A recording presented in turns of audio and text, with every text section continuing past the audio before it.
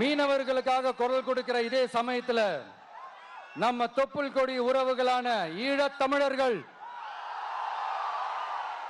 அவங்க இலங்கையில் இருந்தாலும் உலகத்துல எந்த மூலையில இருந்தாலும்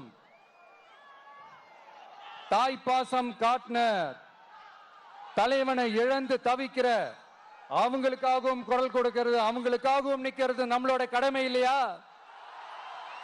மீனவர்களோட உயிர் எந்த அளவுக்கு முக்கியமோ அந்த அளவுக்கு ஈழத் தமிழர்களோட அவங்களுடைய கனவுகளும் அவங்களுடைய வாழ்க்கையும் நமக்கு ரொம்ப ரொம்ப முக்கியம். நம்ம மீனவர்கள் படுற இந்த கஷ்டத்தை எல்லாம் பார்த்து ஒரு பெருசா ஒரு கடிதம் ஒண்ணு எழுதிட்டு அதுக்கப்புறம் கப்சிப்னு சைலண்டா போறதுக்கு நாம ஒண்ணு இந்த கபட நாடக திமுக அரசும் கிடையாது.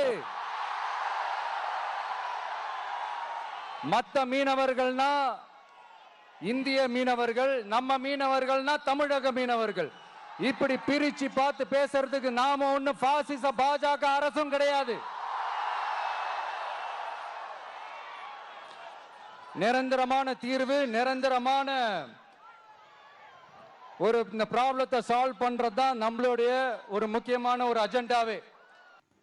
வெற்றி பேரணியில் தமிழ்நாடு என்று தமிழக வெற்றி கழக தலைவர் விஜய் நாகப்பட்டினத்தில் பிரச்சாரம் மேற்கொண்ட போது மீனவர்களுக்காக குரல் கொடுக்கிற இதே சமயத்துல நம்ம தொப்புள் கொடி உறவுகளான ஈழத்தமிழர்கள் அவங்க இலங்கையில இருந்தாலும் உலகத்துல எந்த மூலையில இருந்தாலும் தாய்ப்பாசம் காட்டின தலைவனை இழந்து தவிக்கிற அவங்களுக்காகவும் குரல் கொடுக்கிறது, அவங்களுக்காகவும் நிக்கிறது நம்ம கடமை இல்லையா? மீனவர்களோட உயிர் எந்த அளவுக்கு முக்கியமோ அந்த அளவுக்கு ஈழத்தமிழர்களோட கனவுகளும் அவங்களோட வாழ்க்கையும் நமக்கு ரொம்ப ரொம்ப முக்கியம். நம்ம மீனவர்கள் படுற இந்த கஷ்டத்தை எல்லாம் பார்த்து பெருசா ஒரு கடிதம் ஒண்ணு எழுதிட்டு அதுக்கப்புறம் கப்பு சுப்புன்னு சைலண்டா போறதுக்கு நாம ஒண்ணு இந்த கபட நாடக திமுக அரசு கிடையாது. மத்த மீனவர்கள்னா இந்திய மீனவர்கள்னும் நம்ம மீனவர்கள்னா தமிழக மீனவர்கள்னும் பிரிச்சு பார்க்கிறதுக்கு நாம ஒண்ணு பாசிச பாஜக அரசு கிடையாது. நிரந்தரமான தீர்வு, நிரந்தரமா இந்த பிரச்சனையை தீர்த்து வைக்கிறது தான் நம்ம முக்கியமான ஒரு அஜெண்டாவே என்று ஈழத்தமிழர்களுக்காக விஜய் பேசியது வரவேற்கத்தக்கது என்றாலும் பிரபாகரன் பெயரை சொல்ல விஜய் பயந்து தலைவன் என குறிப்பிடுகிறார் என்று இணையத்தில் நெட்டிசன்கள் தங்களது கருத்துக்களை பதிவிட்டு வருகிறார்கள்.